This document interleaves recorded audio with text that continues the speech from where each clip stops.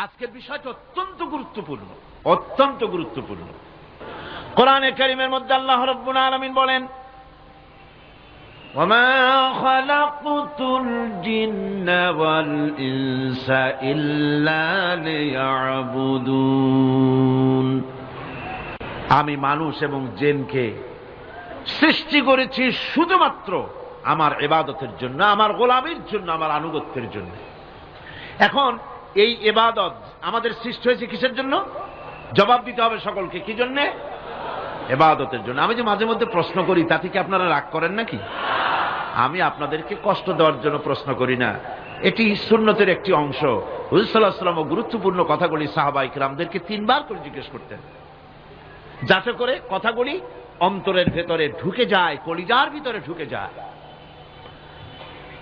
আল্লাহ পাক আমাদের সৃষ্টি করেছেন ইবাদতের জন্য। কিসের জন্য? আমরা যেন তার গোলামি করি, সেই জন্য আল্লাহ পাক আমাদেরকে সৃষ্টি করেছেন, জিনদেরকেও সৃষ্টি করেছেন ইবাদতের জন্য। এই ইবাদত একটি ব্যাপক অর্থবোধক শব্দ। আমরা যদি ইবাদতটা নাই বুঝি, তা আমাদের মানব জন্ম হবে বৃথা। ইবাদত হচ্ছে আল্লাহর পছন্দনীয় জিনিসগুলি আমল করে তার সন্তুষ্টি অর্জন করার জন্য প্রচেষ্টা চালানো জীবনের সকল ক্ষেত্রে।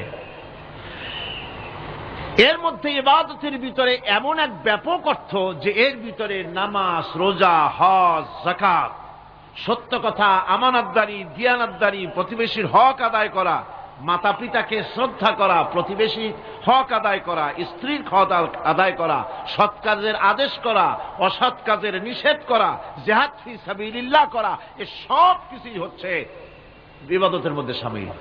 জিকির আজকার করা, তেলাওয়াত করা, আমলে সালেহ করা, এভাবে করে আল্লাহ পাককে খুশি করার জন্য আল্লাহর নির্দেশ মাফিক কাজগুলি করা, সবটাই হচ্ছে ইবাদতের মধ্যে শামিল।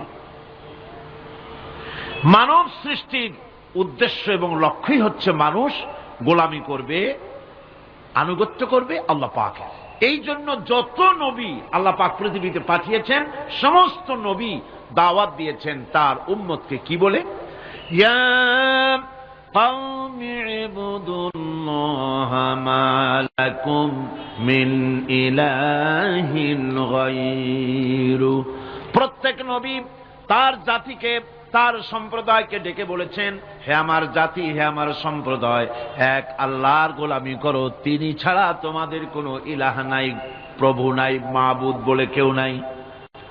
এভাবে করে কোরআনে কারীম একজন একজন করে নবীদের নাম উচ্চারণ করে আল্লাহ পাক শুনিয়ে দিলেন, শোনো, লাকাদ আরসালনা নূহান ইলা কওমিহি ফাকালা ইয়া কওমি ইবুদুল্লাহা মা লাকুম মিন ইলাহিন গায়রুহু। আল্লাহ পাক বলেন, আমি নূহ আলাইহিস সালামকে তার কওমের জন্য নবী করে পাঠালাম, আর নূহ আলাইহিস সালাম তার জাতিকে ডেকে বললেন, ও আমার জাতি, ও আমার সম্প্রদায়, এক আল্লাহর গোলামি করো, তিনি ছাড়া তোমাদের কোনো রব নাই, ইলাহ নাই, মাবুদ নাই। হুদ আলাইহিস সালাম সম্পর্কে আল্লাহ পাক বলছেন, ওয়াইলা আদিন আখাহুম হুদান ক্বালা ইয়া কওমি ইবুদুল্লাহা মা লাকুম মিন ইলাহিন গায়রুহু। হুদকে আমি সামুদ জাতির জন্য, আমি সালেহ আলাইহিস সালামকে তার জাতির জন্য পাঠিয়েছি, হুদকে তার জাতির জন্য পাঠিয়েছি, এবং তারা সকলেই বলেছেন, হে আমার জাতি, এক আল্লাহর গোলামি করো, এক আল্লাহর দাসত্ব করো, আর কারো গোলামি করা যাবে না।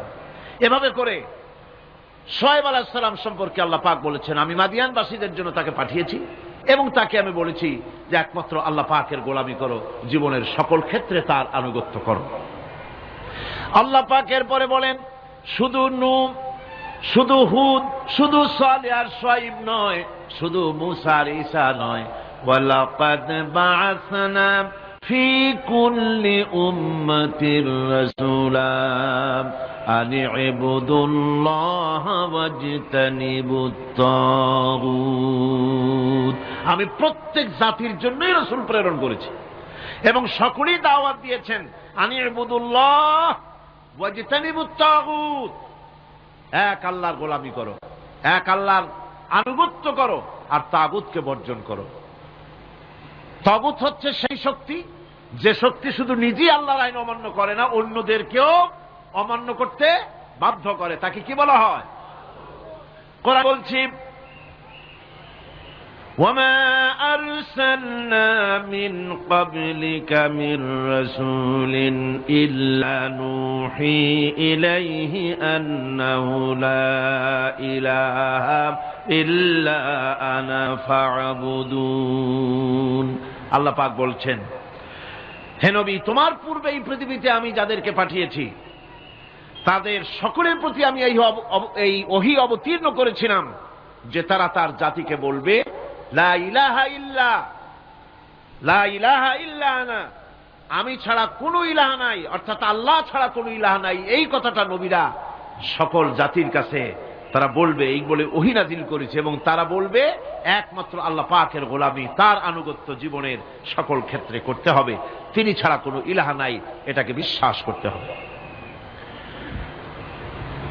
মেরাজ উপলক্ষে আল্লাহ পাক রাসূল করিম সাল্লাল্লাহু আলাইহি ওয়াসাল্লামকে যে পেগাম দিয়েছিলেন, যে হাদিয়া দিয়েছিলেন, যে 14টি পেগাম ছিল, তার মধ্যে প্রথম পেগাম যেটা ছিল সে ছিল কি?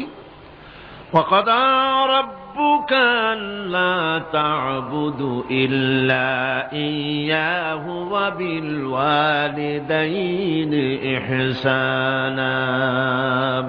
তোমার রবের পক্ষ থেকে এটা চূড়ান্ত রূপে ফয়সালা হয়ে গিয়েছে, চূড়ান্ত ফয়সালা হয়ে গিয়েছে যে দাসত্ব, গোলামি, আনুগত্য করতে হবে কেবলমাত্র আল্লাহ সুবহানাহু ওয়া তাআলা। আল্লাহ পাকের গোলামি ছাড়া কারো গোলামি করা যাবে না। এখন এই গোলামিটা কি জিনিস, আসুন আমরা ব্যাখ্যা করে আলোচনা করে বুঝতে চেষ্টা করি গোলামিটা কি। এটি হচ্ছে, এটা মানুষের একটা স্বভাবজাত প্রবৃত্তি। মানুষের সামনে মানুষ কারো না কারো আনুগত্য করতে চায়, এটা তার রুহের মধ্যে, তার রক্তের মধ্যে, তার দেহের মধ্যে এটা মিশ্রিত রয়েছে। যেমন মানুষ ক্ষুধা লাগলে ক্ষুধা নিবৃত্ত করার জন্য আহারের আশ্রয় গ্রহণ করে, ঠান্ডা লাগলে শীত বস্ত্রের আশ্রয় নেয়, ক্ষুধা লাগলে খাদ্যের আশ্রয় নেয়, গরম লাগলে বৃষ্টি হলে ঘরের মধ্যে আশ্রয় নেয়, মনের ভাষা ব্যক্ত করার জন্যে, মনের কথা ভাবের আদান প্রদান করার জন্য ভাষার আশ্রয় গ্রহণ করে। ঠিক এগুলি যেমন তার সহজাত প্রবৃত্তি, ঠিক অনুরূপ ভাবে উপাসনার প্রেরণা তার মধ্যে স্বাভাবিকভাবেই উপাসনার প্রেরণা তার মধ্যে ঢুকিয়ে দেওয়া রয়েছে। কারো না কারো সামনে তার মাথা নত করা এটি একটি স্বাভাবিক প্রেরণা। ইবাদতের ধারণা প্রকৃতপক্ষে এটি একটি ব্যাপক ধারণা। এর প্রথমে এটাকে দুই ভাগে ভাগ করা যায়, একটা হচ্ছে বন্দিগি এবং আনুগত্য, আর একটা হচ্ছে পূজা বা অর্চনা। বন্দিগি এবং আনুগত্যের ব্যাপারটা হচ্ছে যে উচ্চতর কোনো একটি সত্তার সামনে মাথা নত করে দেওয়া, যেটাকে আরবিতে বলা হয় ইজহারে তাজাল্লুল, নিজেকে ছোট করা, নিজেকে ছোট করা। এই নিজেকে ছোট করাটা এটা কিন্তু আল্লাহ পাক ছাড়া কারো সামনে মাথা নত করা, কথা বুঝেন না নাকি? আল্লাহ ছাড়া কারো সামনে মাথা নত করা যাবে না। সুতরাং আজ ইজহারে তাজাল্লুল, মানুষ নিজেকে ছোট করবে কেবলমাত্র আল্লাহর কাছে। কার কাছে? আল্লাহ ছাড়া কারো সামনে মানুষ মাথা নত করতে পারবে না। এমনকি আমার দেশের কোর্টগুলিতে জজ সাহেবদেরকে বলা হয় মিলর্ড, আমার প্রভু। ব্রিটিশের শেখানো কথা, কোন মুসলমান উকিলের এমন কথা বলা উচিত নয়, জায়েজ নয়, হারাম। এ ধরনের কাস্টমস, এ ধরনের ট্র্যাডিশন উৎখাত করা উচিত। মাননীয় স্পিকার, মাননীয় জজ সাহেব, সম্মানিত জজ সাহেব এভাবে বলতে পারে, কিন্তু আমার প্রভু, প্রভু তো মুসলমানের একজন। প্রভু কয়জন? তার নাম কি? এই 60 জনে কইলেন আল্লাহ। আল্লাহর নাম নিতে দুঃখ লাগে, ভয় করে, লজ্জা করে, চিল্লা এখন প্রভুকে, আল্লাহ সুবহানাহু ওয়া তাআলা। সুতরাং তার সামনেই মাথা নত করতে হবে। এখন বন্দিগি বা আনুগত্য, আমি এই জিনিসটা একটা দৃষ্টান্তের মাঝে আপনাদের সামনে পেশ করতে চাই। খুবই গুরুত্বপূর্ণ বিষয়, আপনারা শুনলে আশা করি আল্লাহ পাক আমাদেরকে ফায়দা দান করবেন। আমি দোয়া চাই এই গুরুত্বপূর্ণ বিষয়টি যেন গুছিয়ে আপনাদের সামনে পেশ করতে পারি, আল্লাহ পাক যেন তৌফিক দান করেন। এই আনুগত্যটার একটা দৃষ্টান্ত এভাবে দেওয়া যায়, যেমন চাকর মনিবের আনুগত্য করে। চাকর কার আনুগত্য করে? মনিবের। মনিব যা বলে চাকর সেগুলিকে মান্য করে।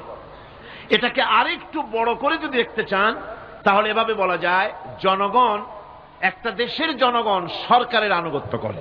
সরকার যা বলে সরকারের আনুগত্য করে। মানুষ তার নিজের অজান্তেও কোর্টে, কাছারিতে, আদালতে, রাস্তায়, নৌকায়, স্টিমারে, প্লেনে, শিক্ষাঙ্গনে, সর্বত্র একটি দেশের জনগণ একটা সরকারের আইন নিজের অজান্তেই মেশিনের মতো পালন করে চলে, ঠিক কিনা? এই দৃষ্টিতে যে পরিমাণ লোক কোন সরকারের কর্তৃত্ব সীমায় বাস করে এবং তারা আইনের অনুবর্তন করে, তাদের সম্পর্কে আমরা বলতে পারি জনগণ অমুক সরকারের আনুগত্য করছে। আর এটাকে যদি আরবিতে বলেন তাহলে বলা যায় এভাবে, জনগণ অমুক সরকারের ইবাদত করছে, আনুগত্য করছে, দাসত্ব করছে, গোলামি করছে। এবার এই ধারণাটিকে আরো একটু প্রশস্ত করে দিন, তাহলে আপনি দেখতে পাবেন, প্রথমে বললাম মনিবার চাকর, তারপর বললাম জনগণ আর সরকার। এবার এই দৃষ্টিকে আরো প্রশস্ত করে দিয়ে বিশ্বের দিকে তাকান, মহা শূন্যের দিকে তাকান। গাছপালা, তরু লতা, কীট পতঙ্গ সব যেন কারো আইন মেনে চলছেই তো মনে হয়, নাকি কন? এবার শুনুন আল্লাহ পাক কি বলছে। আল্লাহ রাব্বুল আলামিন বলেন, আফাগায়রা দীনিল্লাহি ইয়াবগুন ওয়ালাহু আসলামা মান ফিস সামাওয়াতি ওয়াল আরদি তাওআন ওয়া কারহা। আফাগায়রা দীনিল্লাহি ইয়াবগুন, তোমরা কি আমার দেওয়া জীবন ব্যবস্থাকে ছেড়ে দিয়ে অন্যের তৈরি করা কোন ব্যবস্থা তালাশ করো? ওয়ালাহু আসলামা মান ফিস সামাওয়াতি ওয়াল আরদ, অথচ আকাশে যা আছে, জমিনে যা আছে, সব কিছু আনুগত্যের মস্তক আমার সামনে মাথা নত করে দিয়েছে। সুবহানাল্লাহি ওয়া বিহামদিহি, ঠিক কিনা? একটি ধূলি কণা থেকে শুরু করে নক্ষত্র লোক অবধি যা কিছু আমরা দেখতে পাই, যা দেখি না, সব হুকুম মানে কার? এই আইনের বৃদ্ধাচারণ করার ক্ষমতা কারো নাই। এটাকে বলা যায় গোটা বিশ্ব চরাচর আনুগত্য করছে, গোলামি করছে, ইবাদত করছে। কার করছে? আল্লাহ পাকের। এটাকে ইংরেজিতে বলা হয় ল অফ নেচার, এটাকে আরবিতে বলা হয় কানুনে ফিতরত, এটাকে বাংলায় বলা হয় প্রকৃতির আইন। এই আইনকে লঙ্ঘন করার ক্ষমতা কারো নাই। বন্ধুগণ, এই পৃথিবীর আপনি লক্ষ্য করে দেখবেন, কোরআন মাজিদে এই বন্দিগিকে কোথাও ইবাদত বলেছে, কোথাও তাসবিহ বলেছে, কোথাও তাকদীস বলেছে, কোথাও সুজুদ বলেছে, কোথাও কুনুত বলেছে। আল্লাহ রাব্বুল আলামিন এই ইবাদতকে, আল্লাহ পাকের এই আনুগত্যকে বিভিন্ন শব্দে ব্যবহার করেছে।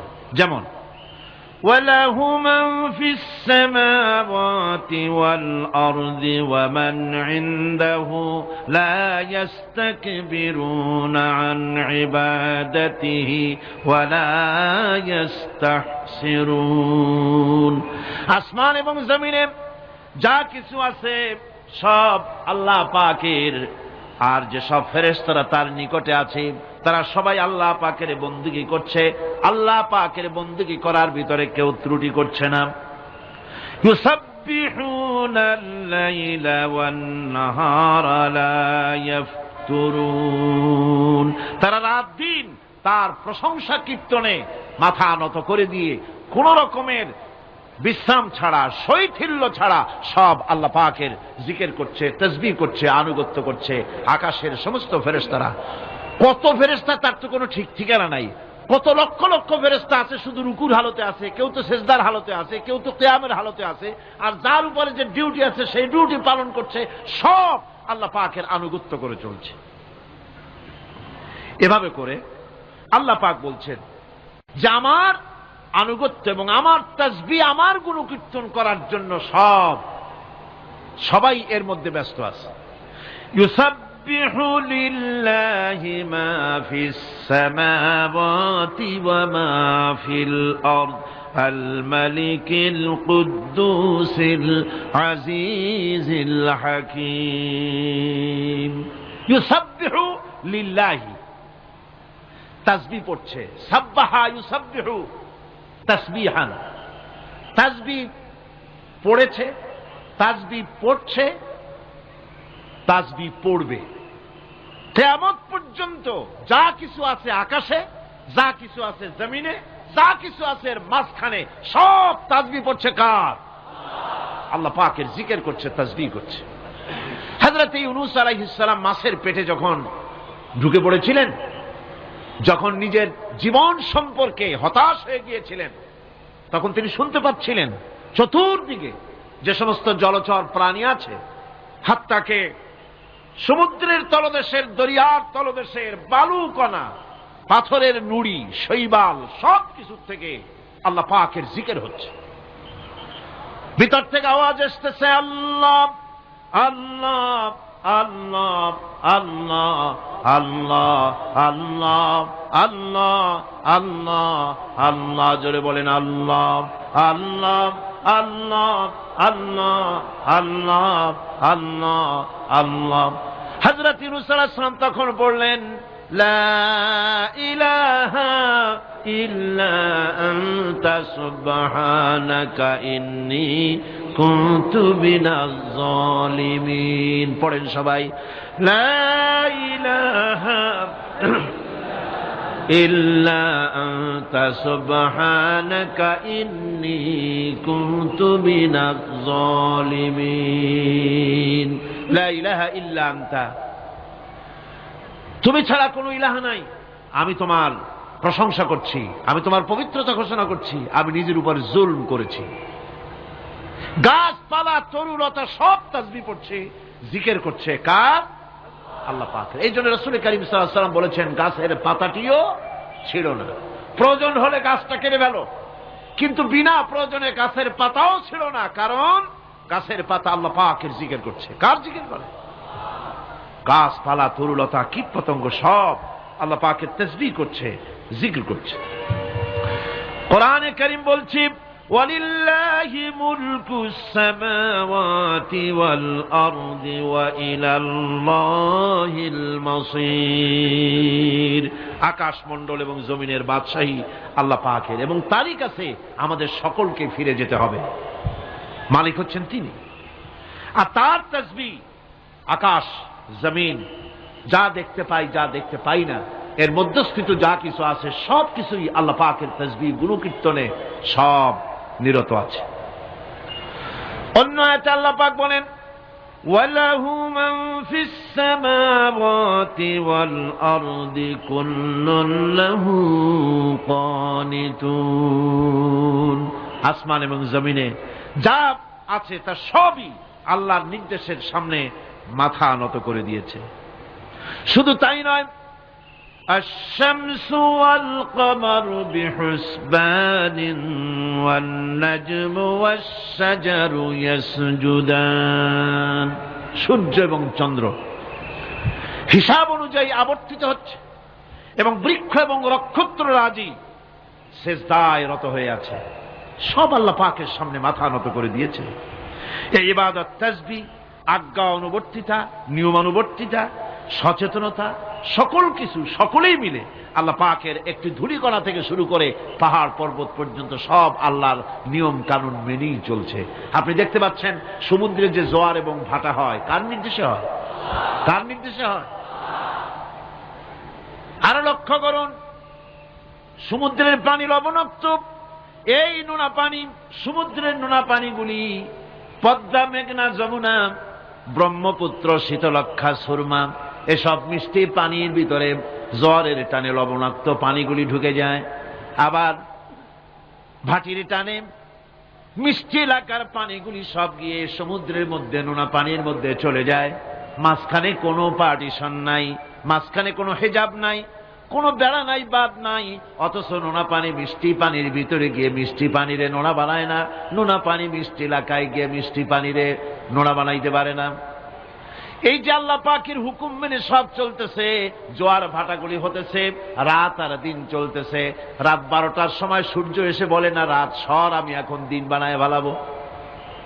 বেলা 12টার সময় রাতের আগমন ঘটতে পারে না। لا الشمس ينبغي لها أن تدرك القمر ولا الليل سابق النهار وكل في فلك يسبحون। সূর্য চাঁদকে অতিক্রম করতে পারে না, চাঁদ সূর্যকে অতিক্রম করতে পারে না, কারো সঙ্গে কারো বাধা হয় না, টক্কর লাগে না, সব আল্লাহ পাকের হুকুম মেনে ইলা আজালিন মুসাম্মা নির্ধারিত সময় পর্যন্ত সবাই যাতায়াত করবে। শুধু তাই নয়, আল্লাহ পাকের এক বিরাট সিস্টেম, এক বিরাট কুদরতের মাধ্যমে গোটা পৃথিবী চলছে, এর কোনো পরিবর্তন হবে না। নারকেল গাছে কোনোদিন বেল হবে না, বেল গাছে কোনোদিন তাল হবে না, কাঁঠাল গাছে কোনোদিন খেজুর হবে না, আবার খেজুর গাছে কোনোদিন লিচু হবে না। হবে নাকি? ওয়ালান তাজিদা লিসুন্নাতিল্লাহি তাবদীলা। আমার প্রকৃতির আইনের মধ্যে, আমার ল অফ নেচারের ভেতরে কোনো পরিবর্তন হবে না, সবগুলি আমার আইন মানতে হবে। এখন হতে পারে এমন যে ব্যক্তি আল্লাহরে মানে না, ব্যক্তি বোঝেন না নাকি বোঝেন না, একটা মানুষ আল্লাহরে মানে না, ও না মানতে পারে। যে জিহ্বাতে দিয়া বলে দেয়ার ইজ নো গড, স্রষ্টা বলতে কেউ নাই, যে জিহ্বাতে দিয়া বলে সে জিহ্বা হুকুম মানে কার? আল্লাহ পাকের হুকুম মানে। কিরকম? জিহ্বার উপরে যদি তিতা রাখা আপনি বলেন তিতা থুইছি তাতে কি হয়েছে, খবরদার তিতার টেস্ট নিবি না, তিতা টক এই টেস্ট দিতে পারবি না, আপনার কথা জিহ্বা শুনবে? শুনবে। ওর উপরে যে নির্দেশটা আছে সেই নির্দেশ অনুযায়ী সে কাজ করবে। টয়লেটে গিয়ে আপনি নাকেরে কবেন যে খবরদার, আমি একটা বিরাট অফিসার, অনেক টাকা পয়সার মালিক, অথবা বিরাট একটা মন্ত্রী টন্ত্রী কিছু একটা, সবাই আমার হুকুম মানে, তোকেও মানতে হবে, খবরদার দুর্গন্ধ যেন নাকের মধ্যে না ঢোকে, নাক আমি চাবি ধরতে পারবো না। শুনবে না কে? শুনবে। নাক হোক, কান হোক, চোখ হোক, মুখ হোক, প্রত্যেকটা অঙ্গ প্রত্যঙ্গ, এগুলি সব হুকুম মানে কার? হতে পারে ব্যক্তি আল্লাহরে অস্বীকার করে বসলো, আল্লাহকে বলল যে আল্লাহ নাই, সব এমনি এমনি, এর কপালের লক্ষণ। কিসের লক্ষণ? কপাল পড়া লক্ষণ। সব বোঝে, একটা মাত্র এটা কয় যে না কেউ এটারে বানাইছে। এই যে একটা ভিডিও ক্যামেরা, এটারে কেউ দেখলে বলবে যে কয়েকজন আলেমে মিলে ফু দিছে আর অমনি একটা মাইক হয়ে কি বল ক্যামেরা হয়ে গেছে, বলবে কেউ? কোন পাগলেও কবে? এই প্যান্ডেলটা দেখে কি মনে হবে? 4-5 পিসা বাইসা কোসার কোনায় দাঁড়াইয়া ফু দিছে, সাথে সাথে প্যান্ডেল হয়ে গেছে। এটা কথা হইল? একটা ছোট্ট টেবিল, একটা চাপ দেখলে পরে মানুষ বলে নিশ্চয়ই এটা কেউ বানাইছে। আজীব, এত বড় বিশাল আকাশ, এত সুন্দর জমিন, এত সুন্দর দেহ, এই মানুষ, গাছপালা, তরুলতা, কীট পতঙ্গ, পাহাড়, নদ নদী, এ সব কিছু দেখে কেবলমাত্র কপাল পোড়াই বলতে পারে যে কেউ নাই, এমনি এমনি হয়েছে। আজীব তামাশা। এমনি এমনি একটা চাউল তৈরি হয় না, একটা ডিম তৈরি হয় না, এমনি এমনি পৃথিবীটা হয়ে গেল। সবগুলির পেছনেই আল্লাহ পাক আছেন, তিনি সৃষ্টি করেছেন। এখন উপাস্যের প্রতি এই সৃষ্টি মানুষের দৃষ্টি আকর্ষণ করে। উপাস্য পাও না কে আল্লাহ তা ঠিক পাও না, তা দেখাবার জন্য এই পৃথিবীর আল্লাহর সৃষ্টি প্রত্যেকটি পদার্থ, প্রত্যেকটি জিনিস ইঙ্গিত করে নিঃসন্দেহে কেউ না কেউ আছে, আর তার নাম হচ্ছে আল্লাহ। তার নাম কি? আরো জোরে বলেন, নাম কি? আল্লাহ পাক। এখন প্রশ্ন ওঠে আল্লাহরে বানাইছে কেনা?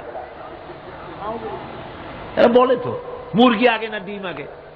ডিম যদি আগে হয়ে থাকে তো ডিমটারে পারলো কে?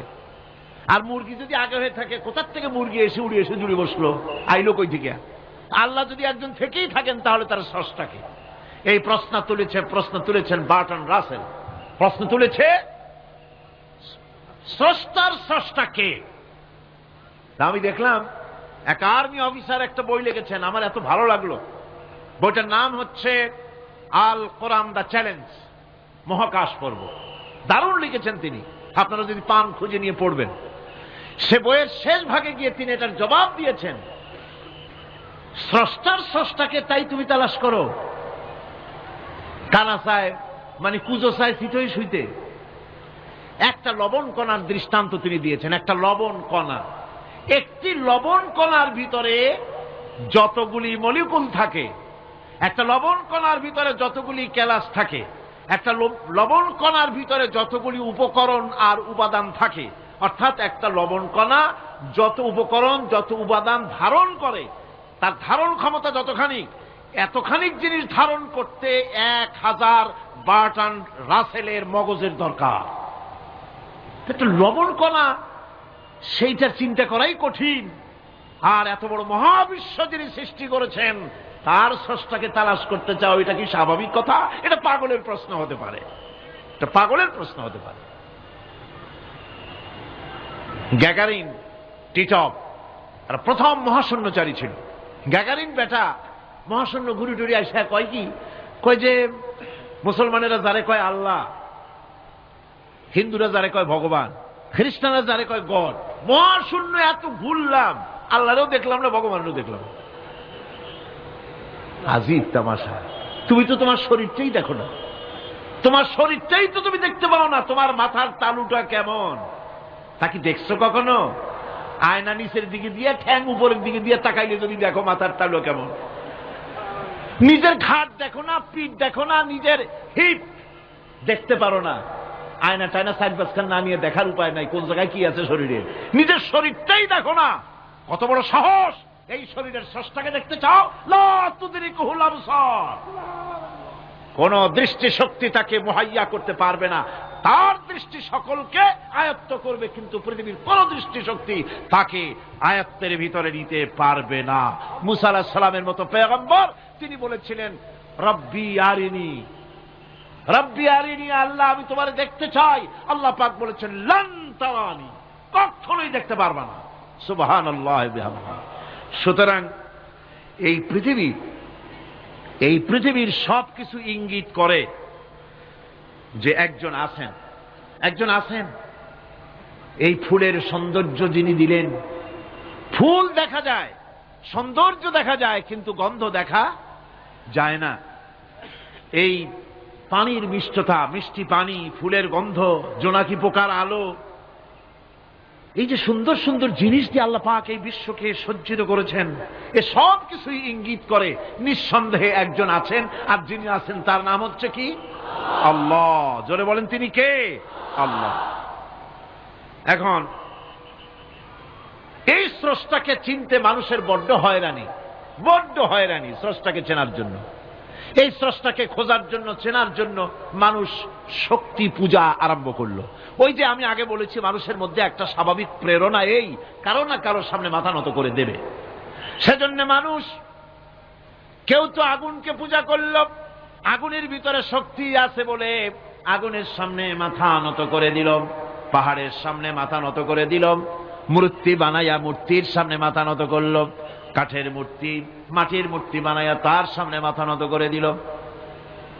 এগুলির সামনে যদি তুমি মাথা নত করলে, এগুলি কি মাছির মতো একটা ছোট্ট প্রাণীও বানাতে পারবে? এ চ্যালেঞ্জ কার? আল্লাহ পাকের। কোরআন শরীফে আল্লাহ পাক বলেছেন, নবী ওদের বলেন, ওরা কি মাছির মতো ছোট্ট একটা প্রাণী বানাতে পারবে? পারবে না। এমনকি ওদের সামনে যে খাদ্যগুলি রাখা হয়, মূর্তি টুর্তি বানায় সামনে যে খাদ্য রাখা হয়, এই খাদ্যের উপরে যদি মাছি পড়ে, খাবারগুলি উড়ায় নিয়ে যায়, অথবা ওদের নাকের উপর এসে যদি মাছি এসে পড়ে, এই মাছিটাকে এতগুলো হাত সাথে একটা টোকা দিয়ে একটা মাছিকে উড়ায় দিতে পারবে না। পারবে না। সুতরাং বুঝতে হবে, একথা বুঝতে হবে, স্রষ্টাকে তালাশ করতে গিয়ে মানুষেরা আগুনের পূজা করলো, পাথরের পূজা করলো, গাছের পূজা করলো, মাছের পূজা করলো, সাপের পূজা করলো, বাঘের পূজা করলো, শেষ পর্যন্ত সেক্সুয়াল অর্গান, এটার বাংলা করলাম না, এটারও পূজা করলো। এটাকে একটা শক্তির প্রতীক মনে করে এটার সামনেও মাথা নত করলো। বন্ধুগণ, মাটির পূজা করলো, জমিনকে নিজের মা মনে করে এটার পূজা করলো। অথচ আল্লাহ পাক পরিষ্কার করে বলে দিয়েছেন, লা ইলাহা ইল্লা আনা ফা'বুদুন, আমি ছাড়া কোনো ইলাহ নাই, আল্লাহ ছাড়া কোনো ইলাহ নাই। কোরআনে কারীম বলছে, ইন্নাল্লাযীনা তাদউনা মিন দুনিল্লাহি ইবাদুন আমসালুকুম। আল্লাহ পাক বলেন, আমাকে বাদ দিয়ে তোমরা যার সামনে মাথা নত করো, যার সামনে পূজা করো, অর্চনা করো, বন্দিগি করো, ওটা তোমার মতো আমার আরেকটি গোলাম। তুমি যেমন আমার গোলাম, ওটাও আমারই গোলাম। এই আল্লাহ সুবহানাহু ওয়া তাআলা তিনি বলছেন, আমাকে বাদ দিয়ে যার সামনে মাথা নত করো, ওরা আমার গোলাম। সূর্য কার গোলাম? চন্দ্র কার গোলাম? সাপ বলেন, বাঘ বলেন, আগুন বলেন, সব কার গোলাম? এগুলি সব কার কথা শোনে? আগুন যতই পূজা করেন, আগুনের মধ্যে আপনি পড়লে আগুন কি ছাড়বে? ছাড়বে না। তবে হ্যাঁ, আগুনের মালিক যদি বলে তাহলে ছাড়িয়ে দিবে, ঠিক কিনা? ইব্রাহিম আলাইহিস সালামকে আগুনের ভিতরে যখন ফেলে দেওয়া হচ্ছে, ফেরেশতা বলতেছিল, আমার কাছে সাহায্য চাও, আগুন থেকে বাঁচায় দেই। হযরত ইব্রাহিম বলেছিলেন, আমার তো পরীক্ষা হতেছে, ইমতিহান হতেছে, আমাকে ডিস্টার্ব করো না, আমি তোমার কাছে কেন সাহায্য চাইব? আমি আগুনে পুড়লে পরে আমার মাবুদ, আমার খোদা, আমার আল্লাহ তিনি যদি খুশি হন, তাহলে আমার এমন আল্লাহকে খুশি করার জন্য 1000 বার পুড়তে রাজি আছি। তোমার কাছে কেন সাহায্য চাইব? আমি তো অন্ধ, আল্লাহর ইবাদত করি না, যিনি আমার দুঃখ দুর্দশা নিজের চোখে না দেখেন। আগুনের মধ্যে পড়ে গেলেন। আল্লাহ পাক আগুনকে অর্ডার করে দিলেন, ইয়া নারু কুনি বারদাও ওয়া সালামান আলা ইব্রাহিম। আগুন, আমার ইব্রাহিমের জন্য ঠান্ডা হয়ে যা, শান্তিদায়ক ঠান্ডা হয়ে যা। তাহলে দেখা গেল আগুনের মালিক হচ্ছেন আল্লাহ পাক। আল্লাহ পাক আজও যদি কোনো পূজা করা রাখবে না আগুনের, আগুনের পূজা করা তো হারাম। আগুন হচ্ছে আল্লাহর গোলাম, আল্লাহর সৃষ্টি, এটা হচ্ছে মাখলুক, আল্লাহ হচ্ছেন খালিক। বিশ্বকবি, কবি সম্রাট আল্লামা ডক্টর ইকবাল কি সুন্দর করে বলেছেন, আজ ভি হো জো ইব্রাহিম কা ইমা পয়দা, আজ ভি হো जो इब्राहिम का ईमान पैदा आ कर सकती है एक अंदाज गुलिस्तान पैदा। ইব্রাহিমের ঈমান যদি আজও কোথাও হয় বিদ্যমান, করতে পারেন অগ্নিকুণ্ডে খুবসুরত এক গুলিস্তান। এখনো যদি ইব্রাহিমের ঈমান যদি কারো মধ্যে জাগ্রত হয়, আর তাকে যদি আগুনে ভালানো হয়, সে আল্লাহ আজও আছেন না নাই? আছে কিনা? আল্লাহু লা ইলাহা ইল্লা হুয়াল হাইয়ুল কাইয়্যুম। পড়েন সবাই, আল্লাহু লা ইলাহা ইল্লা হুয়াল হাইয়ুল কাইয়্যুম। তিনি সদা জাগ্রত, তিনি চিরঞ্জীব। সুতরাং মহান শক্তিধর আল্লাহ পাক, তার হচ্ছে সব গোলাম। তুমি গোলাম হইয়া আর এক গোলামের কাছে হাত পাতো, সে তোমারে কিচ্ছু দিতে পারবে না। আমি দৃষ্টান্ত দিতে গিয়ে বলি, একজন ভিক্ষুক সে যদি আর একজন ভিক্ষুকের কাছে গিয়ে বলে, ভাই আমারে 10টা টাকা দাও, সে 10 টাকা পাবে কই? সারাদিন খয়রাত করিয়া পাইছে মোটে 5 টাকা, তোমার তো 10 টাকা দিতে পারবে না। ও ভিক্ষুক, তুমিও ভিক্ষুক। সুতরাং গোটা বিশ্ববাসী হচ্ছে আল্লাহ পাকের কাছে ভিক্ষুক। সবগুলি কি ভিক্ষুক? প্রধানমন্ত্রী হোক, প্রেসিডেন্ট হোক, প্রধান সেনাপতি হোক, আল্লাহ পাকের দরবারে এগুলি কিচ্ছুই না, গোলাম। এগুলি সব কি? গোলাম আর গোলাম। সুতরাং মাথা নত করা যাবে না কারো সামনে। এই প্রকৃতি, এই নেচার শিখাচ্ছে। একজন আছেন সেটাকে বুঝতে হবে। বোঝার জন্য আল্লাহ কি দিয়েছেন? কি বোঝার জন্য আল্লাহ পাক মানুষকে ব্রেইন দিয়েছেন, বিবেক দিয়েছেন। শোনার জন্য কান দিয়েছেন, দেখার জন্য চোখ দিয়েছেন। আল্লাহ পাক বলছেন লাহুম কুলুবুন লা ইয়াফকাহুনা বিহা ওয়া লাহুম আয়ুনুন লা ইউবসিরুনা বিহা ওয়া লাহুম আযানুন লা ইয়াসমাউনা বিহা উলাইকা কাল আনআম বাল হুম আযাল উলাইকা হুমুল গাফিলুন। আমি যাদেরকে কান দিয়েছিলাম, কলব দিয়েছিলাম, বিবেক দিয়েছিলাম, বিবেক দিয়ে সব বুঝলো, কিন্তু আমারে বুঝলো না। বিবেক দিয়া সব বুঝলো, বিবেক দিয়া সমস্ত জিনিস, নিজের স্বার্থের জিনিসগুলি বুঝলো, কিন্তু আল্লাহকে বুঝলো না। কান দিয়েছিলাম শোনার জন্য, গান শুনলো, বাজে কথা শুনলো, সব শুনলো, কিন্তু হকের দাওয়াত তার কানের মধ্যে ঢুকলো না। হক বুঝলো না, হক শুনলো না, হক দেখলো না, সত্যকে চিনতে পারলো না। আল্লাহ পাক বলেন উলাইকা কাল আনআম, এরা হলো চতুষ্পদ জানোয়ার, জানোয়ার পশু। আল্লাহ কয় না খালি পশু কইলে সারে না, বাল হুম আযাল, একেবারে পশুর চাইতেও নিকৃষ্ট। কারণ কি? কারণ হলো পশু অবিশ্বাসী নয়, পশু অবিশ্বাসী নয়, পশু কাফের নয়, পশু মুশরিক নয়, পশু মুরতাদ নয়, পশু নাস্তিক নয়, ঠিক কিনা? সুতরাং পশুর চাইতেও খারাপ, পশুর চাইতেও খারাপ। পশু যেটা বোঝে তাও বোঝে না। পশু তো অন্তত মালিকের আনুগত্য করে, তার কথা শোনে, যার খায় তার কথা শোনে। কুত্তাটাও, কুকুরও যার খায় তার কথা শোনে, ঠিক কিনা গণ? অথচ যে আল্লাহ রাব্বুল আলামিন খেতে দিলেন, পড়তে দিলেন, সব কিছু দিলেন, তার ইবাদতটা বুঝতে চেষ্টা করলো না, তার ইবাদত বুঝতে চেষ্টা করলো না, তার গোলামি করতে জানলো না। সুতরাং এগুলি হচ্ছে উলাইকা কাল আনআম, এগুলি চতুষ্পদ জন্তু এবং জানোয়ারের মতো, বরং তার থেকেও নিকৃষ্ট। মানুষকে আল্লাহ পাক জ্ঞান দিয়েছিলেন, সেই জ্ঞান দিয়ে সে দূরবীন আবিষ্কার করলো, জ্ঞান দিয়ে দূরবীন আবিষ্কার করলো, যাতে করে শকুনের চাইতেও তীক্ষ্ণ দৃষ্টি সম্পন্ন হয়। সে গাড়ি আবিষ্কার করলো যাতে করে চিতাবাঘের চাইতেও বেশি দৌড়াইতে পারে। সে সাবমেরিন আবিষ্কার করলো যাতে করে মাছের চাইতেও বেশি দ্রুতগামীও চলতে পারে পানির তলা দিয়া। সব কিছুই করলো, কিন্তু তার মনুষ্যত্বকে বাড়াইতে পারলো না, মনুষ্যত্বকে বাড়াতে পারলো না। এই মনুষ্যত্বই ছিল সবচেয়ে বড় জিনিস। কবি বলছেন মুঝে ये डर है कि दिले जिंदा तू ना मर जाए, मुझे ये डर है कि दिले जिंदा तू ना मर जाए, कि जिंदगानी इबारत है तेरे जीने से, मुझे ये डर है कि दिले जिंदा तू ना मर जाए।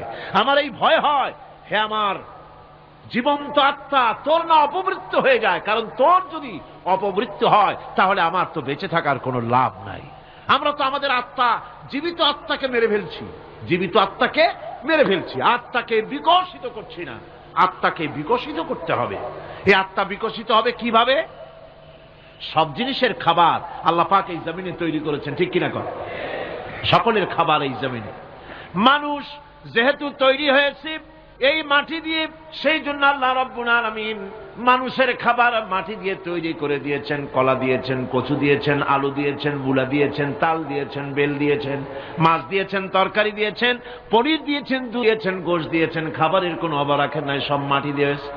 কিন্তু যে রূহটা আমাদের ভিতরে, যে আত্মাটা আমাদের মধ্যে, যে আত্মা থাকলে পরে বাঁচি, আত্মা না থাকলে পরে মরে যাই, সেই রুহের খাবার আমরা কেউ দিতেছি না। রুহটা কি? আল্লাহ পাক বলছেন নবী, আপনাকে প্রশ্ন করা হয় ওয়ায়াসআলুনাকা আনির রূহ কুলির রূহু মিন আমরি রাব্বি। নবী হে, প্রশ্ন করা হয় রূহ কি জিনিস? এর জবাব হচ্ছে এই, বলে দিন রূহ হচ্ছে আল্লাহর একটু অর্ডার, একটু হুকুম তোমার ভিতরে কাজ করছে। ওই রূহেরও কিছু খাবার আছে, ওই রূহেরও কিছু খাবার আছে। সেই রূহকে খাবার জমিনে তৈরি হবে না। রুহু গোশত খাবে না, পনির খাবে না, দুধ খাবে না, সর খাবে না, ফল খাবে না, কি খাবে? রুহের খাবার। যেহেতু রুহু এই পৃথিবীতে তৈরি হয় নাই, রুহ এসেছে আলমে আরওয়াহ থেকে, সেজন্য রব্বুল আলামিন রুহের খাবার পাঠিয়েছেন লৌহ মাহফুজ থেকে। আল্লাহ পাক কোরআনে কারীমকে রুহের খোরাক করে পাঠিয়েছেন। রুহকে যদি বাঁচাতে চান তাহলে তার একমাত্র খাদ্য হতেছে তেলাওয়াতে কোরআন।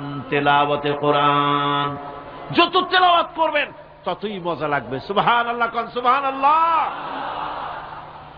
একটু হারাম শরীফ থেকে বেড়ায় আসেন।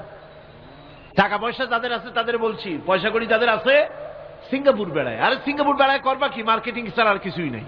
সিঙ্গাপুর, ব্যাংকক, হংকং এই সমস্ত জায়গায় ঘুরে টুরে আসে, খুব দেখে আসছে। টাকা নষ্ট করে লাভ নাই, বরং পয়সা করি যদি আল্লাহ দিয়ে থাকেন হস্ত করবেনি। পয়সা করি বেশি থাকলে রমজান মুবারকে উমরা করে এসেন। রাসূল করিম সাল্লাল্লাহু আলাইহি ওয়াসাল্লাম বলেছেন, যে ব্যক্তি রমজান মুবারকে উমরা করলো সেজন্য আমার সাথে হজ আদায় করলো। কেন বলি? এই জন্য বললাম, আল্লাহ পাক আমাকে কয়েকবার নসিব করেছেন। সেখানে যখন রমজান মুবারকে যখন তেলাওয়াত হতে থাকে তারাবিহের ভেতরে, মনে হচ্ছে যেন আকাশ থেকে ওহী নাজিল হতেছে। মানুষের চোখের পানি, নাকের পানি একাকার হয়ে যায় হারাম শরীফের ভিতরে। সেখানে তো মুনাজাত সারা বছর মুনাজাত হয় না, মুনাজাত হয় রমজান মুবারকে বেতেরের নামাজের ভিতরে। বেতেরের নামাজের ভিতরে ইমাম সাহেব হাত তুলে মুনাজাত করেন। অন্তত 8 থেকে 10 লক্ষ মানুষ হজের মৌসুমের মতো কাঁদতে কাঁদতে পাগল হয়ে যায়। কোরআন কি মজা! কোরআন হচ্ছে রুহের খাবার। আমরা তো রুহের খাওয়াই না, ঘোড়ার উপরে চড়ি, গাধার উপরে চড়ি, ঘোড়ারে গাধারে জন্মের মতো মোটেই খাইতে দেই না, নিজে খাই জন্মের মতো। খাইয়া ঘোড়ারে খাইতে দেওয়া হয় না, গাধারে খাইতে দেওয়া হয় না। ফলে ওর উপরে যখন সওয়ার হয় তখন ঘোড়া গাধা না খাইতে খাইতে একদিন 4 ঠ্যাং 4 দিকে দিয়া জায়গায় চিতে মরা ছাড়ার কোনো পথ থাকে না। আমাদের মানুষেরা খায় কি? সুবহানাল্লাহ। এই যে শবে বরাত আসতেছে, কি যে খাবে! দিশা আগের থেকে লিস্ট তৈরি হয়ে যায় কতটা আইটেম তৈরি করা হবে। রমজান মাসে আল্লাহ একটু কম টম মান্দায় খাবে, একটা রমজান মাস আল্লাহ দিলেন। সেই রোজার মাসে যে সারাদিন খায় না, এটাকে উসুল করে ইফতারের সময় সে যে কত খাবার, চোখ সানা বড় হয়ে যাবে দেখলে। পেঁয়াজি, বেগুনি, হালিম, শরবত, তরমুজ, বেল, কলা, কচু, না কি খাইতে খাইতে মাগরিবের রক্ত শেষ। কয় ভাই নামাজটা কোন রকম পড়ে আসি, তারপরে খাবো না। আবার গেল নামাজ পড়তে, আবার এসে খাইলো, খাইয়া তারপরে আবার ভাত খাইলো। কেমনে যে খায় আল্লাহই জানে, গলায় আঙ্গুল দিলে পাওয়া যায়। এরকম খাইয়া তারপরে তারাবি পড়তে দাঁড়ায় না। জনমের মতো খাইলে পরে তো অলস হবে শরীর। তারাবি পড়তে দাঁড়াইছে, লম্বা কেরাত হচ্ছে, উনি রুকুতে আছে, ইমাম সেজদায় চলে গেছে, ওনার খবর নেই। অথবা উনি সেজদায় পড়ে আছেন, ইমাম কোথায় উঠে গেছে তার খবর নেই। সুবহানাল্লাহ। সুতরাং নিজে খাইয়া পেটটারে দুম্বার মতো সাইজ বানাইয়া কোনো লাভ নাই। পেট বড় বানাবেন না, সিনা বড় বানান। সিনা বড় বানান, সিনার ভিতরে কোরআন ধারণ করেন, মজা পাবেন। এই আল্লাহ রাব্বুল আলামিন এত বড় নিয়ামত, এই কোরআন, এর থেকে বড় নিয়ামত পৃথিবীতে আর নাই। শ্রেষ্ঠ নিয়ামত, এর থেকে বড় নিয়ামত আছে ভাই? এই শ্রেষ্ঠ নিয়ামতকে পড়তে শিখুন, বুঝতে শিখুন, হেদায়েতের সবের মধ্যে আছে। সুতরাং আল্লাহ রাব্বুল আলামিন মনুষ্যত্বকে, আত্মাকে বিকাশ করার জন্য কোরআনে কারীম দিয়েছিলেন। মানুষ এই জ্ঞান দিয়ে আবিষ্কারের পিছনে চলে গেল। হ্যাঁ, আবিষ্কার দরকার আছে, মোটেই আমি এটাকে অস্বীকার করি না, সব দরকার। কিন্তু সেই সাথে আল্লাহ পাকের সাথে যে সম্পর্কটা থাকা দরকার ছিল, সেই সম্পর্ক থেকে মানুষ নিজেকে বিচ্ছিন্ন করেছে। কোরআনে কারীমে আল্লাহ পাক বলছেন, লাকাদ খালাকনাল ইনসানা ফি আহসানি তাকওয়িম। সব থেকে সুন্দর করে বানিয়েছি কারে? মানুষ। চিল্লা এখন কারে? মানুষ হলো সবচাইতে সুন্দর, সবচাইতে সুন্দর সৃষ্টি আমার। ওগুলা, এই মানুষগুলি হচ্ছে আশরাফুল মখলুকাত। মানুষ কি মখলুকাত? সৃষ্টির সেরা। আপনারা সৃষ্টির সেরা হইলেন কি দিয়া? আপনারা কি বাঘের মতো দৌড়াতে পারেন? বল্লার মতো হুল ফুটাইতে পারেন? কুত্তার মতো কামড়াইতে পারেন? হাতির মতো শক্তি আছে? গরিলার মতো শক্তি আছে? মাছের মতো সাঁতরাইতে পারেন? সাপের মতো ক্রুদ্ধতা আছে? সিংহের মতো হিংস্রতা আছে? তো কিসের, কোন দিক থেকে আপনি আশরাফুল মখলুকাত হলেন? আশরাফুল মখলুকাত হয়েছেন জ্ঞানের কারণে। কিসের কারণে? সেই জ্ঞানটার জন্যই তো আপনি সৃষ্টির সেরা। এই সৃষ্টির সেরা মানুষ, সুন্দর মানুষ, এই মানুষগুলি সুম্মা রাদাদনাহু ফি আসফালা সাফিলিন। সুম্মা রাদাদনাহু আসফালা সাফিলিন। এই মানুষ নিচে নামতে নামতে এত নিচে নামে, শয়তান অবাক হয়ে গালে হাত দিয়া নিচের দিকে তাকাইয়া দেখে আর চিন্তা করে এর দূর নামলো কেমনে। শয়তান অবাক হয়ে যায় মানুষের অবস্থা দেখে। আজ America, British parliament, American parliament আইন পাশ করে পুরুষে পুরুষে বিবাহ জায়েজ করে দিয়েছে সেখানে। নাউযুবিল্লাহি মিন যালিক। শয়তানের চাইতে অনেক কিছু। শয়তানও এইসব কাম জানেও না, বোঝেও না। শয়তান তো ভালো, কুত্তাও জানে না, ঠিক কিনা কন? কুকুরেও সমকামিতা করে না, শুয়োরেও করে না, গাধায়ও করে না। মানুষ কোথায় নামছে? এই মানুষ সৃষ্টির সেরা বানিয়েছিলাম, শয়তানের চাইতে নিকৃষ্ট হয়ে গেল। আল্লাহ পাক বলেন, ইল্লাল্লাযীনা আমানু ওয়া আমিলুস সালিহাতি ফালাহুম আজরুন গায়রু মামনুন। কিন্তু যারা ঈমান এনেছে, আমলে সালেহ করেছে, তাদের জন্য রয়েছে অফুরন্ত পুরস্কার। এই অফুরন্ত পুরস্কার আল্লাহ রাব্বুল আলামিন দান করবেন যারা নাকি মুমিন বান্দা, যারা নাকি ইবাদত করবে তাদের জন্য। এখন আমি আপনাদেরকে বলতেছিলাম যে ইবাদত গোলামি অর্থে, এর গোলামির পূর্ণ অর্থ সেটা হচ্ছে যে ব্যক্তি, পরিবার, সমাজ ও রাষ্ট্র, জীবনের সকল ক্ষেত্রে গোলামি করতে হবে কার? আল্লাহ পাকের। এই ইবাদত শব্দটাকে কোরআনে কারিমে কয়েকটা অর্থে ব্যবহার করা হয়েছে, সে অর্থগুলি আমাদের জানা দরকার। যেমন ইবাদত এবং দাসত্ব অর্থে আল্লাহ পাক বলছেন, সুম্মা আরসালনা মূসা ওয়া আখাহু হারুনা বিআয়াতিনা ওয়া সুলতানিম মুবিন।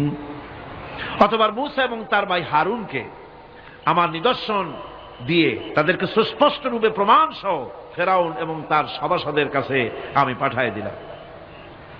তারা যখন তাদের কাছে গিয়ে দ্বীনের দাওয়াত দিল, তখন তারা কি বলল? ফাকালু আনুমিনু লিবাশারাইনি মিসলিনা ওয়া কওমুহুমা লানা আবিদুন। আমি যখন তাদেরকে পাঠালাম, তারা যখন দ্বীনের দাওয়াত দিলেন, ইবাদতের দাওয়াত দিলেন, তখন তারা বলল, আমরা কি এমন আমাদেরই মতো দুজন মানুষের আনুগত্য করব? এখানে আবিদুন অর্থাৎ দাসত্ব, আমরা কি তার দাসত্ব করব? এই দাসত্ব একমাত্র আল্লাহরই হতে পারে, আর কারো হতে পারে না। সেজন্য কোরআনে কারীম অন্যত্র বলছে, ইয়া আইয়ুহাল্লাযীনা আমানু কুলু মিন তাইয়্যিবাতি মা রাযাকনাকুম ওয়াশকুরু লিল্লাহি ইন কুনতুম ইয়্যাহু তা'বুদুন।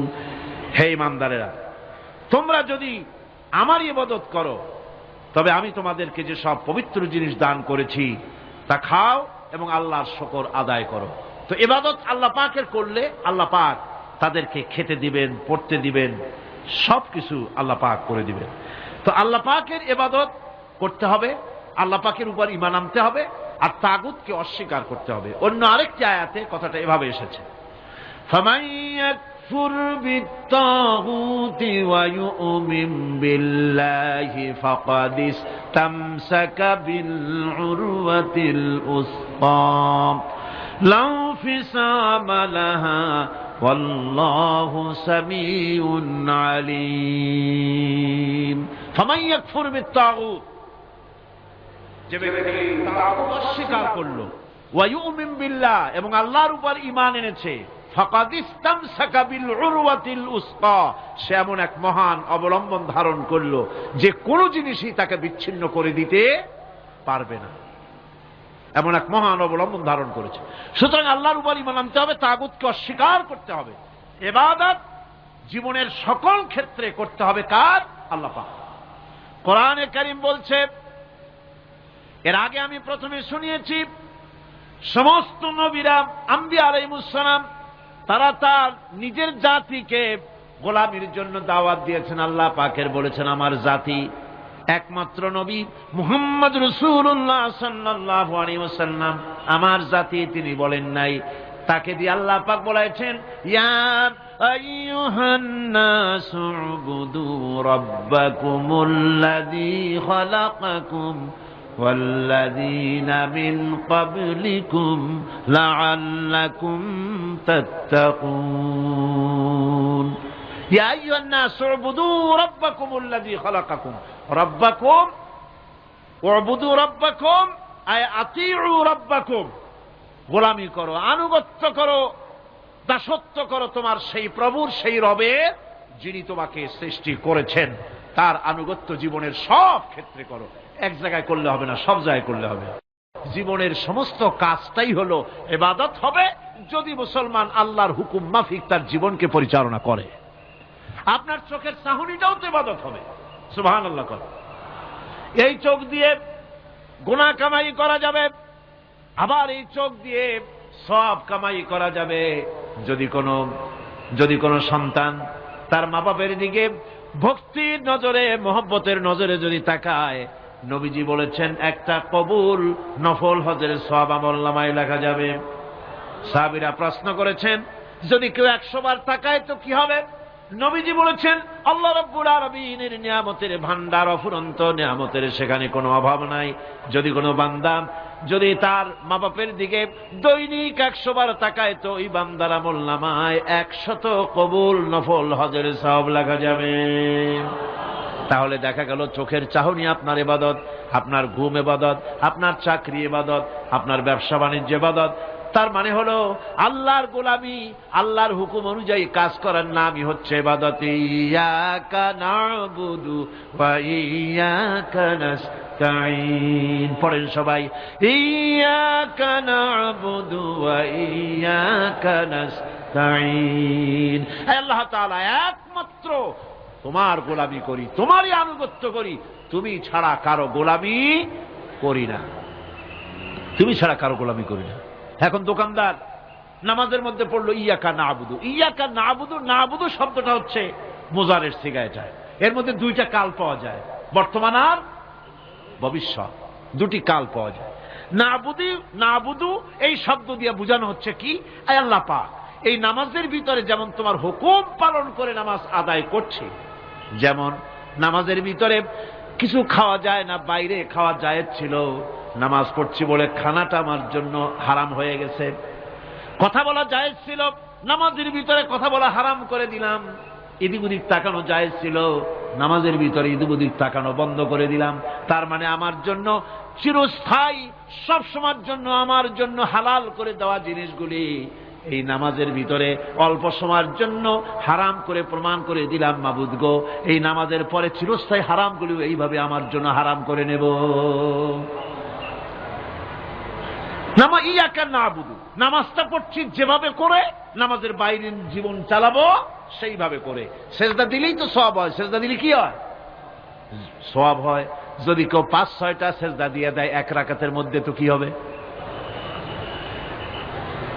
যদি কেউ নামাজ পড়লে তো সওয়াব হয়। ফজরের নামাজ যদি 4 রাকাত পড়ে তো কি হবে? মাগরিবের নামাজ যদি 2 রাকাত পড়ে অথবা 4 রাকাত পড়ে তো কি হবে? ইচ্ছে করে যদি এভাবে করে, ভুল করবে নয়, ইচ্ছে করে যদি করে তাহলে আল্লাহর আইনের সঙ্গে বিরোধিতা করছে বলে সে বিদ্রোহী হিসাবে প্রমাণিত হবে। সুতরাং কথা হচ্ছে নামাজের ভিতরে আয় আল্লাহ পাক ইয়াকা না'বুদু, এই নামাজের ভিতরে তোমার হুকুম মেনে যেভাবে নামাজ আদায় করি, নামাজের বাইরের জীবনটাও তোমার হুকুম মেনে পালন করব। এটাই হচ্ছে ইবাদতের মূল থিম, মূল আইডিয়া, মূল ফিলসফি। নামাজ ইবাদত করতে হবে জীবনের সব ক্ষেত্রে। নামাজের ভিতরে বললাম ইয়াকা না'বুদু। দোকানদার, এ লোকটা কি? দোকানদার, ঘি বিক্রি করবে, ঘি আনছে দোকানে। তারপরে নামাজ পড়তে দাঁড়িয়েছে, দোকানের পেছনে ছোট্ট ঘর আছে, নামাজ পড়তে দাঁড়িয়েছে। শুরু করে দিল আল্লাহু আকবার, আলহামদুলিল্লাহি রাব্বিল আলামিন আর রহমানির রহিম মালিকি ইয়াউমিদ্দিন ইয়াকা না'বুদু ওয়া ইয়াকা। তাড়াতাড়ি পড়তে হবে যেহেতু খরিদ্দার আসতেছে। খরিদ্দার 2-4 জন ভিড় জমা এসছে, নামাজ ছেড়ে দিয়েছে। কর্মচারীকে ডাকছে, বেটা শোন, ভিতরে আসলো। আমি তো কেবল খাঁটি ঘি নিয়ে আসছি, ওর মধ্যে তো ভেজাল দিই নেই। তাড়াতাড়ি করে ওর মধ্যে যা দিয়ে ভেজাল দিতে হয় ভেজাল টাজাল দিয়ে ঠিক মতো দিয়া তারপরে বিক্রি করবি। 100 টাকা কিনছিস, 250 টাকা করে বিক্রি করবি। আল্লাহ আকবার, রহমান রহিম, মালিক ইয়াউমিদ্দিন, ইয়াকা না'বুদু ওয়া ইয়াকা নাস্তাঈন। এটা নামাজ হইল কর? এই নামাজের আল্লাহর কোনো দরকার আছে? কোনো দরকার নাই। ইবাদত তো হবে নামাজ যার হুকুমে, ব্যবসা তার হুকুমে। নামাজে সেজদা দিব যার হুকুমে, রোজা রাখবো তার হুকুমে, নামাজ পড়বো যার হুকুমে, অর্থনীতি চালাবো তার হুকুমে, নামাজ পড়বো যার হুকুমে, আমার দেশের কলকারখানা চলবে, নামাজ পড়বে যার হুকুমে, পার্লামেন্ট চলবে তার হুকুমে, নামাজ পড়বো যার হুকুমে, রাজনীতি চলবে তার হুকুমে। এর উল্টা পাল্টা যদি হয় মুসলমান মানতে পারে না, কখনই। সুতরাং মুসলমানকে আনুগত্যের মস্তককে অবনত করে দিতে হবে আল্লাহ পাকের সামনে। আল্লাহর সঙ্গে আর বান্দার সঙ্গে হক আছে। বান্দার উপরে আল্লাহর হক এবং আল্লাহর উপরে বান্দার হক কি, এ ব্যাপারে একটি হাদিস আপনাদেরকে শোনানো যায়। হাদিসটি হচ্ছে ওয়ান মুআজ বিন জাবাল রাদিয়াল্লাহু তাআলা আনহু قال كنت رديف النبي صلى الله عليه وسلم على حمار فقال لي يا معاذ أتدري ما حق الله على العباد وما حق العباد على الله। হযরত মুআজ বিন জাবাল রাদিয়াল্লাহু তাআলা আনহু বলেন যে আমি রাসূল করিম সাল্লাল্লাহু আলাইহি ওয়াসাল্লামের পেছনে তার গাধায় সওয়ার ছিলাম। তিনি আমাকে জিজ্ঞেস করলেন, মুআজ তুমি কি জানো বান্দার উপরে আল্লাহর হক কি এবং আল্লাহর উপরে বান্দার হক কি? তিনি বললেন, আল্লাহু ওয়া রাসূলুহু আ'লামু, আল্লাহ এবং তার রাসূল খুব ভালো করে জানেন। রাসূল করিম সাল্লাল্লাহু আলাইহি ওয়াসাল্লাম জবাব দিলেন, ক্বালা হাক্কুল্লাহি আলাল ইবাদ আন ইয়া'বুদুহু ওয়া লা ইউশরিকু বিহি শাইয়্যা ওয়া হাক্কুল ইবাদি আলাল্লাহ আন লা ইউ'আযযিবু মান লা ইউশরিক বিহি শাইয়্যা। আল্লাহর নবী বলেন, বান্দার উপরে আল্লাহর উপরে বান্দার হক হতেছে, আল্লাহর উপরে বান্দার হক হতেছে বান্দা আল্লাহ পাকের ইবাদত করবে, আল্লাহর গোলামি করবে, আল্লাহর আনুগত্য করবে, দাসত্ব করবে। সেই আনুগত্য ইবাদত আর গোলামির ভিতরে কাউকে শরীক স্থাপন করবে না। বান্দার উপরে আল্লাহর হক হতেছে যেই বান্দা আল্লাহ পাকের ইবাদত করবে, গোলামি করবে, আর কোন শিরক করবে না, কিয়ামতের দিন ওই বান্দা সম্পর্কে আল্লাহর হক হবে বান্দাকে জাহান্নামের আগুন আল্লাহ পাক হারাম করে দিয়ে তার জান্নাত দিয়ে দিবেন। এটাই হলো বান্দার উপর আল্লাহ পাকের হক। সুতরাং ইবাদত হবে সলিড কার জন্য? আল্লাহ পাকের জন্য। জোরে বলেন কার জন্য? একমাত্র, কেবলমাত্র, শুধুমাত্র আল্লাহ পাকের জন্য গোলামি হবে। সেই গোলামির কথাটাই আমরা কোরআনে কারীমের মধ্যে সূরা ফাতিহায় প্রত্যেক দিন প্রতি রাকাতে আমরা পড়ি, ইয়্যাকা না'বুদু ওয়া ইয়্যাকা নাস্তাঈন। আয় আল্লাহ তাআলা, কেবলমাত্র তোমারই ইবাদত করি, কেবলমাত্র তোমারই দাসত্ব করি, আর কারো আনুগত্য দাসত্ব করি না। এই গোলামি, এই দাসত্ব আল্লাহ পাক আমাদেরকে করার তৌফিক দান করুন। আমরা বলি আমিন। আমাদের জীবনে ওঠায় বসায়, চলায় ফেরায়, বক্তৃতায়, ভাষণে, বিয়েতে, শাদীতে, আমাদের ইলেকশনে, আমাদের নির্বাচনে, আমাদের অর্থনীতিতে, রাজনীতিতে, আমাদের সমাজনীতিতে, পরিবারের নীতিতে, জীবনের সব ক্ষেত্রে আমরা গোলামি যেন করতে পারি কার? আল্লাহ পাকের। নামাজের ভিতরে যে কথাটা বলি, এই কথাটা যেন আমাদের বাস্তব জীবনে আমরা কার্যকরী করতে পারি। আল্লাহ পাক যেন তৌফিক দান করেন। মুনাজাতের জন্য দাঁড়ানো লোকেরা সব বসেন। আল্লাহুম্মা আমিন। রব্বানা যালামনা আনফুসানা ওয়া ইল্লাম তাগফির লানা ওয়া তারহামনা লানাকুনান্না মিনাল খাসিরিন। আয় আল্লাহ তাআলা, তোমার পবিত্র কালামুল্লাহ শরীফের, তোমার পবিত্র কালামের ব্যাখ্যা করে তোমার বান্দাদেরকে সাথে নিয়ে আমরা সব গোলামেরা একত্রিত হয়ে তোমার দরবারে হাত তুলেছি। মেহেরবানি করে আমাদের আলোচনা, জিকির, আজকার, তেলাওয়াতের সওয়াব রাসূল করিম সাল্লাল্লাহু আলাইহি সাল্লামের রূহ মুবারকে পৌঁছায় দাও। হে আল্লাহ তাআলা, আমাদের মধ্য থেকে যাদের মা বাপ দুনিয়া থেকে বিদায় হয়ে গেছে, কবরগুলিকে জান্নাতের টুকরায় পরিণত করে দাও রব্বুল আলামিন। আয় আল্লাহ তাআলা, সারা জীবন গুনাহ করে করে আমরা আমাদের জীবন নষ্ট করে ফেলেছি, দয়া করে আমাদের তামাম জিন্দেগির গুনাহ খাতা মাফ করে দাও। রব্বানা তাকাব্বাল মিন্না ইন্নাকা আনতাস সামিউল আলিম ওয়া তুব আলাইনা ইন্নাকা আনতাত তাওয়াবুর রহিম। সুবহানা রাব্বিকা রাব্বিল ইজ্জাতি আম্মা ইয়াসিফুন ওয়া সালামুন আলাল মুরসালিন আলহামদুলিল্লাহি রাব্বিল আলামিন। ওয়াজআল آخر كلمتنا عند الموت لا إله إلا الله محمد رسول الله. السلام عليكم.